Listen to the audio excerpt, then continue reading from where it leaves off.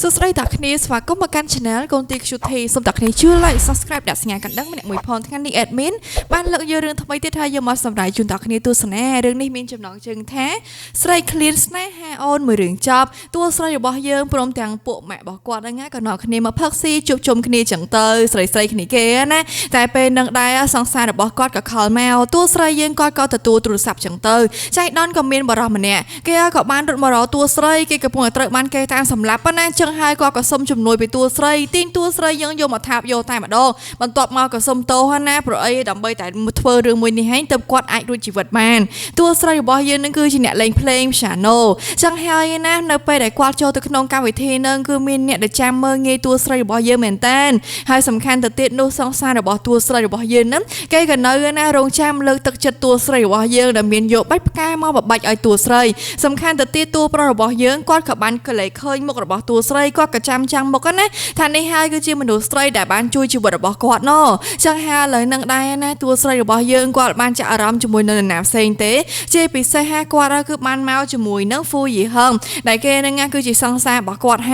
ើយតែតួប្រុសរបស់យើងឯនេះវិញគាត់នៅតែព្យាយាមណាមកតាមតួស្រីរបស់យើងដដែលតួស្រីយើងវិញក៏មានអារម្មណ៍ថាបរិសម្នាក់នេះគឺមើលទៅគេគ្រោះថ្នាក់ខ្លាំងណាចឹងហើយគាត់ពិតជាមិនចង់ណាពាក់ព័ន្ធអ្វីទាំងអស់ជាមួយនឹងតួប្រុសរបស់យើងតែតួប្រុសរបស់យើងវិញគាត់ក៏សួរតួស្រីយប់ណាស់ហើយសង្សារតួស្រីយើងក៏រវល់ឥឡូវនឹងឡើងឡានមកជាមួយគាត់តែម្ដងទៅតួប្រុសស្រីរបស់យើងគាត់ក៏រកបកាយគេណាតែគេនៅតែនាំតួស្រីយើងមកបន្ទាប់មកក៏សួរតួស្រីយើងណាថាធ្វើជាសង្សាររបស់គាត់បានដែរល្អតួស្រីក៏ថាគាត់មានសង្សាររួចហើយពួកគាត់ក៏ស្រឡាញ់គ្នាខ្លាំងទៀតគាត់ក៏មិនចង់ឲ្យតួប្រុសរបស់យើងនឹងមកមានការយកច្រឡំអ្វីទាំងអស់ជាមួយនឹងគាត់តួប្រុសយើងគឺគាត់មិនដែរខ្វល់ទេគាត់ថាមិនអីទេគាត់អាចរងចាំតួស្រីរបស់យើងបានតើនៅពេលដែលណាដែលគាត់ថាសង្សាររបស់តួស្រីរបស់យើងនឹងគឺលែងស្រឡាញ់តួស្រីណាគឺថាតួស្រីរបស់យើងអាចមករកគាត់បានគ្រប់ពេលវេលាតែម្ដងហើយតួប្រុសយើងក៏មានបងប្អូនចំនួនមួយរបស់គាត់ដែលមានឈ្មោះថាហ្វូមីងហ៊ុយគេគឺតែងតែចង់គ្រប់គ្រងណានៅក្នុងក្រុមហ៊ុនតែលោកតាគឺគាត់បានដាក់ងារជាប្រធាននឹងឲ្យទទួលប្រុសរបស់យើងចឹងហើយណាក៏ធ្វើឲ្យមានរឿងកើតចំណែននៅក្នុងគ្រួសារតែម្ដងតួប្រុសរបស់យើងគាត់អាចស្រួលទេតែសំខាន់គឺគាត់មិនដែលទៅញុះញង់ណាជាមួយនរណាផងដែរហើយតួស្រីយើងវិញគាត់ក៏ទទួលបានខ្សែកណាដែលពួកគេទាំងពីរនាក់នឹងសន្យាថានឹងចិត្តរៀបការជាមួយនឹងគ្នាយីហឹងគេស្រឡាញ់តួស្រីរបស់យើងណាហើយតួស្រីរបស់យើងវិញគាត់ក៏ព្រមណាផ្ដល់គ្រប់យ៉ាងឲ្យទៅកាន់យីហឹងគាត់អាចខ្វល់ទេដោយសារតែគិតថាពួកគេទាំងពីរនាក់មិនយូរមិនឆាប់នឹងខ្លាយទៅជាមនុស្សតែមួយហើយចឹងហើយតួស្រីរបស់យើងគាត់នឹងព្យាយាមជួយយីហឹងគ្រប់ពេលវេល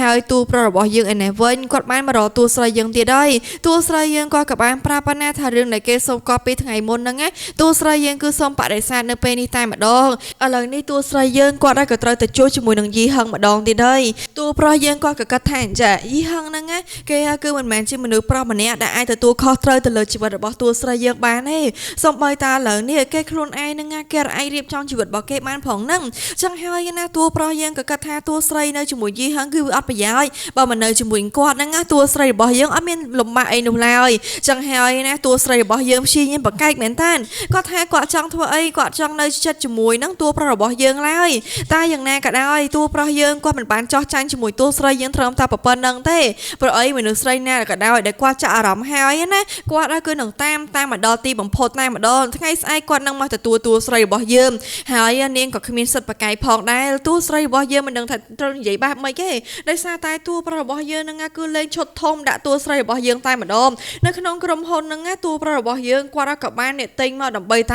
មកគ្រប់គ្រងថែមទៀតហើយតួប្រុសយើងគាត់ក៏ព្រមធ្វើគ្រប់យ៉ាងតែម្ដងឲ្យគាត់គឺបានជួបមុខតួស្រីរបស់យើងបានរាល់ថ្ងៃចង់ធ្វើយ៉ាងម៉េចក៏បានដែរតួស្រីយើងគាត់អាចគេចមកពីតួប្រុសយើងបានទេដោយសារតែឥឡូវនេះត្រូវប្រឈមមុខនឹងគ្នានៅក្នុងក្រុមហ៊ុនតែមួយតែម្ដងណាចឹងហើយណាតួប្រុសយើងគាត់ក៏ថាគាត់នឹងតាមតួស្រីរបស់យើងឲ្យបានទោះបីជាគាត់ត្រូវតែធ្វើតាមវិធីណាក៏ដោយហើយតួស្រីរបស់យើងវិញគឺគាត់ស្រឡាញ់មិត្តប្រុសរបស់គាត់ដែលជាយីហឹងនឹងខ្លាំងមែនតើចឹងហើយគាត់គឺមិនអាចក្បត់គេទៅរកអ្នកដទៃបានទេតែយីហឹងនៅក្នុងថ្ងៃដែលគេបានបណ្ដេតជាមួយតួស្រីរបស់យើងហ្នឹងក៏មាននារីម្នាក់ណានាងក៏បានមកដូចគ្នាហើយបន្ទាប់មកទៀតមកនាងក៏បានណាធ្វើដូចជានិយាយស្និទ្ធស្នាលស្គាល់ពីយីហឹងខ្លាំងណាស់យីហឹងគេក៏បានទិញជាគ្រឿងអលង្ការមួយផងដែរដើម្បីយកមកជូនតួស្រីហើយមើលទៅយីហឹងគេក៏ផ្ដោតក្តីស្រឡាញ់ឲ្យតួស្រីរបស់យើងធ្វើឲ្យតួស្រីយើងគាត់ក៏មានអារម្មណ៍ថាគឺវាគ្រប់គ្រាន់តែម្ដងណានៅពេលដែលយីហឹងគេបានធ្វើបាបនឹងដាក់គាត់តែតួប្រុសយើងវិញគាត់ក៏ប្រាប់កូនចៅរបស់គាត់ឲ្យទៅឆែកពីជីវប្រវត្តិពិតប្រាកដរបស់ យីហងមកហើយគឺព្រមទាំងរឿងអាក្រក់រឿងអាស្រ័យរបស់គេហ្នឹងយកមកទាំងអស់តួប្រុសយើងប្រម៉ែប្រមូលមកដើម្បីតែយកទៅឲ្យតួស្រីរបស់យើងហ្នឹងគឺបានឃើញហើយចំណែកឯលោកតាវិញគាត់ក៏កំពុងតែបង្ខំឲ្យចៅប្រុសរបស់គាត់ហ្នឹងឆាប់រៀបការដូចគ្នាដើម្បីឲ្យគេហ្នឹងគឺទទួលបានសិទ្ធិពេញលេញនៅក្នុងការគ្រប់គ្រងក្រុមហ៊ុនមួយហ្នឹងណាព្រោះថាពីអ្នកឲ្យកូននោះជាកូនប្រុសរបស់គាត់ដែរណាពួកហ្នឹងគឺពិតជាចង់បានក្រុមហ៊ុនដែលលោកតាគឺបានបកគលឲ្យតួប្រុសយើងខ្លាំងមែនតានដោយសារតែតួប្រុសរបស់យើងហ្នឹងណាគឺគាត់បានប្រៀបថាមានវ័យក្មេងជាងគាត់តែតួប្រុសយើងគឺបានទទួលក្រុមហ៊ុននេះជំនួសពូរបស់គាត់ទៅទៀតចឹងហើយពូរបស់តួប្រុសយើងក៏អត់សប្បាយចិត្តទេលោកតាគឺគាត់គាត់ថាអញ្ចឹងលោកតាគឺលំអៀងខ្លាំងមែនតានដែលបែងចែកតែក្រុមហ៊ុនឲ្យតួប្រុសឲ្យតម្លៃតែតួប្រុសរបស់យើងតែម្នាក់ចំណែកឯពួកគាត់នេះវិញគឺលោកតាអត់ដែរខ្វល់ជាមួយចឹងហើយណាទាំងពូហើយព្រមទាំងបងប្អូនចំនួនមួយរបស់តួប្រុសរបស់យើងមីងហួយហ្នឹងពួកគេហ្នឹងក៏មានវិធីគិតរឿងអាក្រក់ណាដើម្បីតែធ្វើបាបទៅលើតួប្រុសរបស់យើងតែម្ដងហើយចំណែកឯអបលីហឹងនេះវិញគេក៏បានចូលរួមនៅក្នុងកម្មវិធីដែលមានក៏ជាក្រុមហ៊ុនរបស់តួប្រុសយើងដែរណាចឹងហើយឥឡូវនេះដែរណាអ្នកគ្រប់គ្នានឹងក៏ចាប់ផ្ដើមមានការញ៉ៃញ៉ៃហើយតួស្រីរបស់យើងនេះវិញតួប្រុសគាត់ក៏បានយករ៉ូបថ្មីមួយដល់ស្អាតតែម្ដងណាយកទៅឲ្យតួស្រីយើងផ្លាស់ប្ដូរហើយព្រោះអីគាត់ត្រូវការតួស្រីរបស់យើងមកជាមួយនឹងគាត់តួស្រីយើងជាបុគ្គលិកនៅក្នុងក្រុមហ៊ុនរបស់គាត់ចឹងហើយទោះបីជាគាត់ត្រូវប្រើយ៉ាងណាក៏ដោយអត់មានសិទ្ធិមកបកកាយអ្វីទាំងអស់ចឹងហើយតួស្រីរបស់យើងវិញគាត់ក៏និយាយថាគាត់ជាបុគ្គលិកប៉ិតមែនតែក៏មិនអាចធ្វើដល់ថ្នាក់នឹងបានផងដែរតួប្រុសយើងគួរតែគោរពគាត់ខ្លះណាតែតួប្រុសរបស់យើងវិញគាត់បានខ្វល់ទេឥឡូវនេះតួស្រីគឺត្រូវតែទៅជាមួយនឹងគាត់ក្នុងនាមណាគឺជាបុគ្គលិកហើយត្រូវដើរគៀកដៃតួប្រុសរបស់យើងតែម្ដងណាចឹងហើយតួស្រីរបស់យើងវិញគាត់មានអារម្មណ៍ថាគាត់ភ័យខ្លាចខ្លាំងណាស់គាត់ហ៊ានធ្វើបែបហ្នឹងបានទេហើយលីហឹងនេះវិញណាឥឡូវនេះគេក៏បានរៀនចប់អស់ហើយចឹងហើយគេក៏អាចចូលមកធ្វើការនៅក្នុងក្រុមហ៊ុននេះបានដែរហើយតួស្រីរបស់យើងវិញគាត់ក៏សប្បាយចិត្តដែលឥឡូវនេះលីហឹងណាគេក៏អាចគ្រប់គ្រងជីវិតរបស់គេបានប្រសើរជាងមុនទៅទៀតតែយ៉ាងណាក៏ដោយណាពួកគេនៅតែមានរឿងមិនសូវជាសប្បាយចិត្តដដែលអញ្ចឹងជាពិសេសទៅទៀតនោះតួស្រីរបស់យើងគាត់ក៏ត្រូវដោះស្រាយបញ្ហានៅក្នុងគ្រួសាររបស់គាត់ដូចគ្នា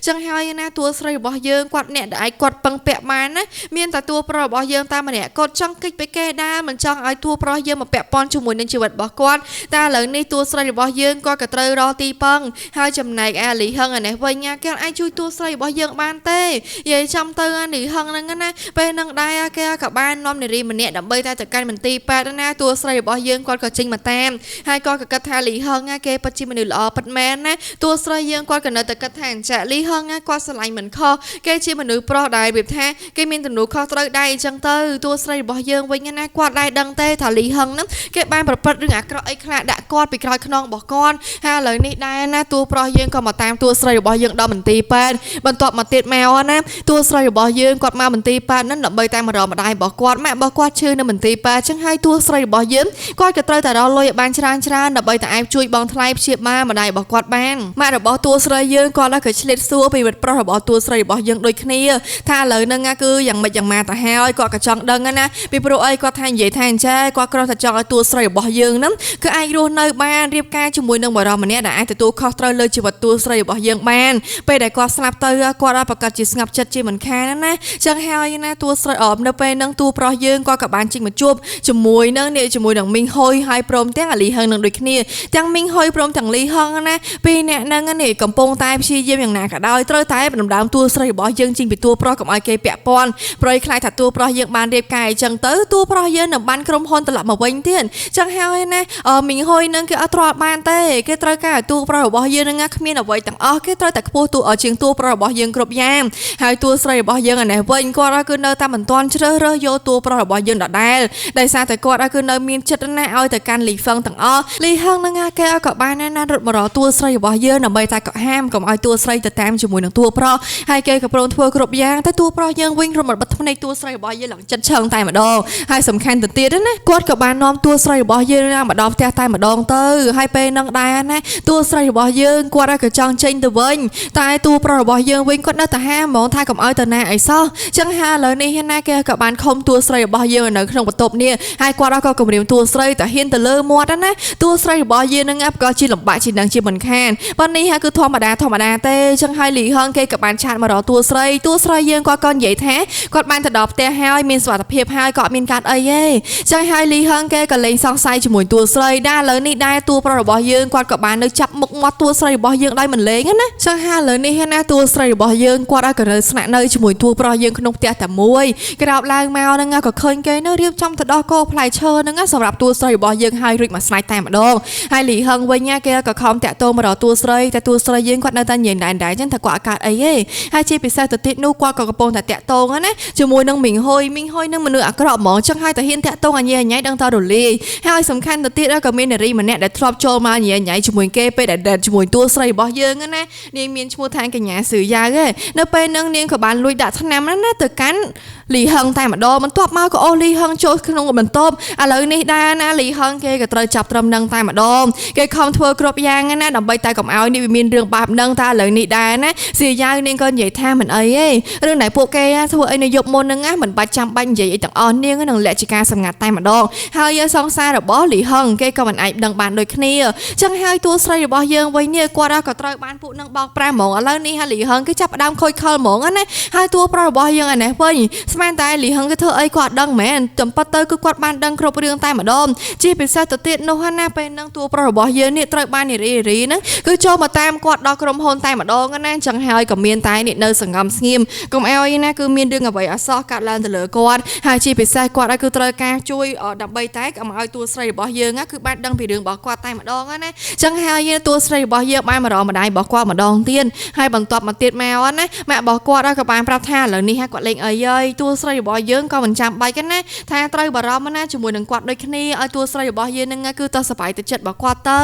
ចឹងហើយឥឡូវនេះដែរណាតួប្រុសយើងគាត់ក៏ថាឃើញដែរល្អត់នៅជាមួយនឹងគាត់តួស្រីរបស់យើងនឹងប្រកាសជាស្រួលបាត់ដឹងចឹងហើយឥឡូវនេះដែរក៏សួរតួស្រីរបស់យើងព្រមតាក់ទងជាមួយគាត់ដែរល្អត់តួស្រីរបស់យើងវិញចម្លើយរបស់គាត់ដូចដើមហ្មងគាត់ថាគឺអត់ទេដោយសារតែតួស្រីរបស់យើងគាត់មានតន់ដៃស្រ័យជាមួយនឹងលីហឹងឯណាចឹងហើយណាគាត់គឺមិនអាចទៅតាក់ទងជាមួយនឹងអ្នកណាដទៃបានឡើយបើសិនជាតួស្រីរបស់យើងគាត់ធ្វើបែបហ្នឹងណាមានឈ្មោះថាគាត់ហ្នឹងគឺជាមនុស្សស្រីដែលលួចក្បត់គេតែម្ដងចឹងហើយណាតួស្រីរបស់យើងគាត់ក៏មានតែធ្វើឲ្យស្មោះត្រង់តាមហ្នឹងចឹងទៅគាត់មិនអាចទៅក្បត់ជាមួយនឹងអ្នកណាបានទេហើយឥឡូវនេះតួស្រីយើងគាត់ក៏បានមកលេងផ្ទះណូម្ដងទៀតលីហឹងវិញគេក៏បានយកបាច់ផ្កាយកអីមកជូនតួស្រីរបស់យើងម្ដងទៀតហើយតួប្រុសរបស់យើងនេះវិញគាត់ក៏នៅតែចាប់តួស្រីរបស់យើងនៅក្រៅឆាកនឹងដដែលបន្ទាប់មកណាតួស្រីយើងគាត់ក៏ឲ្យលេងគាត់មិត្តប្រុសរបស់គាត់កំពុងតែនៅម្ដុំហ្នឹងតែតួប្រុសរបស់យើងវិញគាត់ក៏ថាខ្លាចស្អីតួស្រីរបស់យើងនឹងខ្លាចទៅជារបស់គាត់ហើយតើហើយសំខាន់ណាគាត់ក៏បានឲ្យតួស្រីយើងចេញទៅមើលថាឥឡូវនេះដែរលីហឹងគេកំពុងតែនៅជាមួយណែ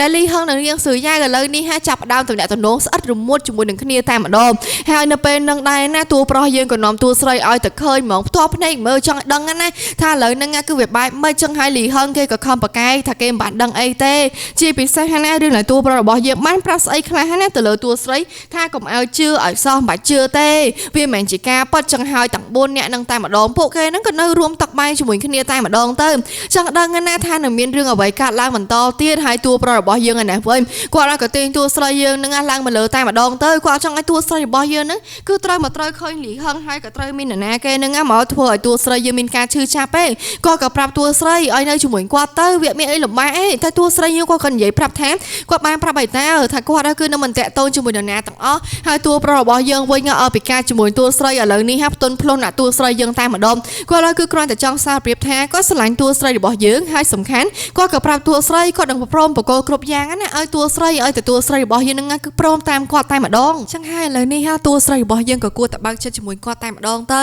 បើកាយក៏វាគ្មានន័យដែរព្រោះអីតួប្រុសរបស់យើងហ្នឹងគាត់ក៏ថាគ្រប់យ៉ាងគាត់នឹងធ្វើដើម្បីតួស្រីគាត់នៅជាមួយតួស្រីរបស់យើងទោះបីជាមិនចង់នៅជាមួយគាត់មែនគាត់ចាប់តួស្រីរបស់យើងហ្នឹងមិនចិត្តតែម្ដងណាចឹងហើយអត់មានអីត្រូវបកាយបានទេចង់ក្រោយតួស្រីរបស់យើងហ្នឹងត្រូវតែនៅតាមតួប្រុសរបស់យើងដដែលចឹងឯងហើយនៅពេលដែលគាត់បានដឹងនេះមកដល់ក្រុមហ៊ុនណាឮថាតួស្រីរបស់យើងបានចេញទៅជួយជាមួយលីហឹងម្ដងទៀតចាប់ផ្ដើមមានអារម្មណ៍ថាហេតុអីបានជាតួស្រីរបស់យើងគឺនៅតែល្មើសជាមួយគាត់បែបហ្នឹងគាត់ខំធ្វើគ្រប់យ៉ាងណាទាំងគម្រាមផងតែនិយាយផ្អែមផងតែតួស្រីយើងនៅតែមិនព្រមតួស្រីយើងគាត់ចេញជួយជាមួយនឹងអតិថិជនរបស់គាត់ញ៉ាំបាយជុំគ្នាធម្មតាទេហើយឥឡូវនេះដែរណាតួស្រីរបស់យើងគាត់ក៏មានអារម្មណ៍ថាឃ្លានជាពិសេសគាត់ក៏កំពុងតែមកខែណាចឹងហើយតួប្រុសរបស់ របស់យើងប្រាប់តួស្រីមិនបាច់តាណែចាំគាត់នឹងគឺទៅទិញសម្រាប់តួស្រីរបស់យើងទាំងអស់តែម្ដងហើយគាត់ក៏បាននាំតួស្រីរបស់យើងនឹងមកស្នាក់នៅក្នុងផ្ទះរបស់គាត់តែម្ដងទៅមិនចាំបាច់តាណែឆ្ងាយទាំងអស់ណាហើយអីមិនយូរមិនឆាប់ទេតួស្រីរបស់យើងនឹងនឹងអាចមកនៅផ្ទះជាមួយនឹងគាត់ក៏បានផងដែរចឹងហើយតួស្រីរបស់យើងវិញ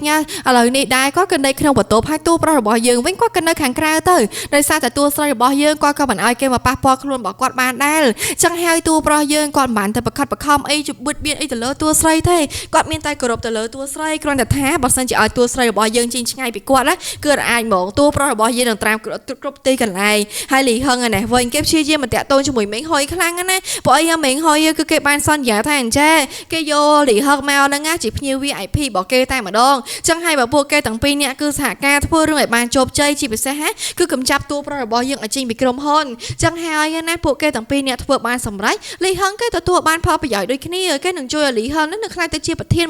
នៅក្នុងក្រុមហ៊ុនធំមួយដែរអញ្ចឹងទៅចឹងហើយណាលីហឹងគេក៏ព្រមធ្វើគ្រប់យ៉ាងដើម្បីតែផលប្រយោជន៍របស់ខ្លួនទាំងអស់ហើយចំណាយតួប្រុសរបស់យើងឯនេះវិញគាត់ក៏បានចូលមកមើលដូចគ្នាណានៅត្រង់ហ្នឹងជាពិសេសចូលមកដល់ក្រុមហ៊ុនរបស់គាត់ភ្លាមក៏ឃើញថាមានភាពណាគឺអញ្ញាញ៉ៃខ្លាំងមែនតើហើយលីហឹងឯនេះវិញណាគេចង់ជួបជាមួយនឹងមីងហុយហើយសំខាន់ណាមីងហុយគេដែរជួយមែននៅពេលដែលលីហឹងធ្វើការងារមិនបានសម្រេចហើយណាគឺគេឲ្យធ្លាក់ជ្រោះតែម្នាក់ឯងតែម្ដងគេអត់បានទៅជួយគេមិនបាននិយាយថានេះគ្នារបស់គេទេនិយាយទៅគេយកឬខ្លួនតែឯងចឹងឯងហើយសំបីតែនារីម្នាក់ដែលគេបានជឿទុកចិត្តណាឥឡូវហ្នឹងនាងមានខ្វល់អីនាងមិនបានទៅចាក់អារម្មណ៍អ្វីច្រើនទេហើយតួស្រីរបស់យើងឯនេះវិញត្រូវបានពួកស្រីនឹងនាំគ្នាចូលមកប៊ូលីធ្វើបាបណាដោយសារតែដើមយកតួប្រុសយើងទៅបានចឹងហើយណាតួប្រុសយើងក៏បានមកមើលតន់ហើយមិត្តភក្តិរបស់តួស្រីយើងវិញក៏បារម្ភមួយតួស្រីយើងមែនតានចឹងហើយនាងក៏នៅជួយមើលថែតួស្រីរបស់យើងមិនឲ្យដាច់ទេហើយឥឡូវហ្នឹងណាតួប្រុសយើងក៏កំពុងតែធ្វើគ្រប់យ៉ាងដើម្បីតែរៀបចំភ័ស្តុតាងកញ្ចក់មីងហុយព្រោះអីមីងហុយគឺគេព្យាយាមដើម្បីដើមក្រុមហ៊ុនណាពីតួប្រុសរបស់យើងហើយគេអត់ដែរធ្វើអីដែលវាថាបែបស្មោះត្រង់អីទេនិយាយទៅរកតែផ្លូវកាត់រកតែវិធីដើម្បីតែកម្ចាត់តួប្រុសរបស់យើងបែបលឿនអីចឹងទៅចឹងហើយណាគាត់ក៏មិនបណ្ដោយឲ្យពួកដែលធ្វើរឿងអាក្រក់បែបហ្នឹងណាបានរស់បាននៅយូរហើយគាត់នឹងធ្វើគ្រប់យ៉ាងហ្មងដើម្បីតែបំផ្លាញណាពួកគេទាំងអស់តែម្ដងចឹងហើយឥឡូវនេះណាតួប្រុសរបស់យើងនេះគាត់ក៏បានដើរមករកតួស្រីមិត្តភក្តិរបស់តួស្រីយើងវិញនាងក៏មិនហ៊ានរំខានអីយូរដែរទុកឱកាសឲ្យពីរនាក់ហ្នឹងគឺបាននៅជាមួយគ្នាទៅនាងក៏ចាយចេញតែម្ដងហើយតួប្រុសរបស់យើងវិ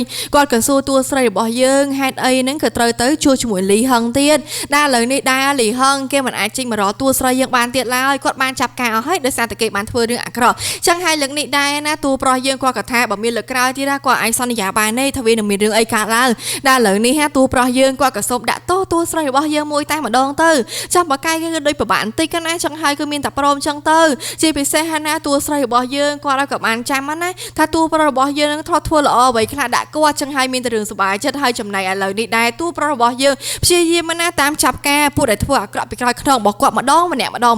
់អត់មានឲ្យណាគេនឹងគឺបានរួចខ្លួនបានទេតួប្រុសយើងគាត់ព្រមធ្វើគ្រប់យ៉ាងតែម្ដងដើម្បីតែបំផ្លាញពួកគេជាពិសេសទៅទៀតនោះណាលីហឹងនេះវិញនេះគេក៏កំពុងតែធ្លាក់ខ្លួនខ្លាំងមែនតើគេត្រូវការជំនួយគេត្រូវការមាននរណាគេនឹងឲ្យចូលមកជួយគេបានតែសំបីតែមីងហុយនេះវិញគេថាគេមិនទៅជួយទេព្រោះអីលីហឹងបានធ្វើអីខ្លះសម្រាប់គេវាអត់មានរឿងអីដែលជោគជ័យសំបីតែបន្តិចទេនៅពេលដែលចាប់ផ្ដើមធ្វើភ្លាមហ្នឹងគេចាប់បានភ្លាមចឹងហើយណាឥឡូវនេះដោះស្រាយខ្លួនឯងទៅដោយសារតែគេធ្វើអាក្រក់ឲ្យខ្លួនឯងតើចឹងហើយណាមីងហុយគេមិនបានខ្វល់អីទេឥឡូវនេះគេក៏ឲ្យកូនចៅរបស់គេនឹងចាប់យកលីហឹងជីងទៅឆ្ងាយទៅហើយយើងក៏នៅសប្បាយស្រែកអើងកងនឹងជាមួយនឹងគ្នារបស់គេតែម្ដងហើយចំណែកតួប្រុសរបស់យើងឯនេះវិញណាគាត់ក៏បានចូលមកមើលនៅក្នុងជាមួយនឹងតួស្រីរបស់យើងដែរណាជាពិសេសឥឡូវនេះមកជួយជាមួយតារបស់គាត់ពូរបស់តួប្រុសរបស់យើងណាមីងហុយឯនេះវិញណាពេលដែលលោកតាគាត់បានលើកដំកើងតួប្រុសរបស់យើងពួកគេក៏ចាប់ដើមស្រែកមកភ្លាមហ្មងថាហេតុអីបានជាត្រូវតែតួប្រុសរបស់យើងតែម្នាក់ពួកគេនឹងក៏ត្រូវការឲ្យលោកតានឹងគឺនៅជួយមើលថែដូចគ្នា